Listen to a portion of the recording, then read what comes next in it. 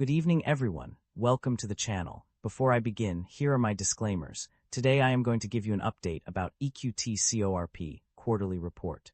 EQT Corporation offers a diverse range of businesses and services, including production of natural gas, gathering of natural gas, transmission of natural gas, sales of natural gas to various customers, sales of natural gas, liquids to marketers, utilities and industrial customers, marketing services, contractual pipeline capacity management, services, risk management, and hedging activities. EQT Corporation's stock price has surged by 54.79% over the past year, driven by several key developments that have boosted investor confidence. The company's strong third-quarter results, which exceeded earnings and revenue estimates, were a significant catalyst for the increase. EQT reported adjusted EPS of $0.52, adjusted EBITDA of $1.33 billion, and operating revenue of $1.96 billion, all surpassing forecasts. Additionally, EQT announced a 5% dividend increase, demonstrating its commitment to returning value to shareholders. The company's long-term LNG sale and purchase agreements have also contributed to the stock price growth, highlighting its strategic positioning in the natural gas market. Analysts' positive outlook on EQT's growth trajectory, with projected year-over-year earnings and revenue increases of 116.2% and 32.4%, respectively, has further fueled investor enthusiasm. The company's successful MVP boost open season, which increased capacity to 600 MDTH/d due to high demand, is another indicator of its strong financial performance. Overall, EQT Corporation's robust results, strategic agreements, and positive growth trajectory have driven the significant increase in its stock price over the past year. The primary drivers of revenue growth or decline for the company are primarily influenced by its sales of natural gas, liquids, and oil, as well as its gain or loss on derivatives.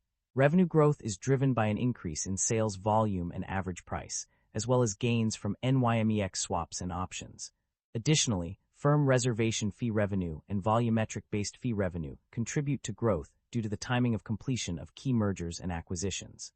On the other hand, revenue decline is primarily attributed to a loss on derivatives, which decreased significantly over time. Furthermore, a decline in firm reservation fee revenue was also observed, largely due to lower revenues from declining rate structures under gas gathering agreements with the production segment. Net income and profit margins experienced significant growth. The financial performance of the company has shown a remarkable turnaround in 2025 compared to 2024. Net income increased significantly, with a notable jump from -$297,432 to $407,216 in the 3 months ended September 30, 2025. This trend continued throughout the year, with net income rising by $217,142, 15% increase, and $257.30 in certain periods. Profit margins also improved substantially, with operating income margin increasing from -21.9% to 30.8%, and net income margin rising from -23.1% to 20.9%. The 9 months ended September 30, 2025, saw even more impressive gains, with operating income margin reaching 35.7% and net income margin hitting 25.3%. Several factors contributed to this improvement, including a significant increase in sales of natural gas, NGLs, and oil, as well as decreases in transportation and processing costs and other operating expenses. Higher cash operating revenues and lower net cash operating expenses also played a role in the company's financial turnaround. The company is generating a significant amount of positive operating cash flow. In 2024, the net cash provided by operating activities reached $4,565,000. This trend continued into 2025, with an increase to $4,001 million in the first 9 months of the year. The operating cash flow was calculated at $276,665,000, indicating a substantial and consistent generation of positive cash from operations. The company's debt level and interest expenses have undergone significant changes over the past year. Notably, the interest expense, net, increased by $110,091 from 2024 to 2025, representing a 24.3% rise. The current portion of debt also saw an increase of 58%, while revolving credit facility borrowings surged by 85.3%. Conversely, total current liabilities decreased by 10.6%, and senior notes declined by 15.9%.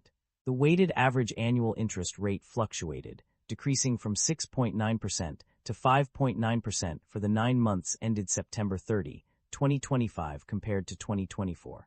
These changes indicate a shift in the company's debt profile, with increased borrowings and rising interest expenses. Management's outlook and strategy. A focus on growth and efficiency management is optimistic about the company's outlook, expecting strong operational performance, growth in core businesses, and cost discipline.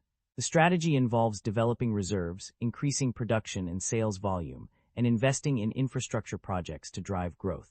To achieve this, the company will focus on core operations by divesting non-core assets, pursue strategic transactions, and reduce costs.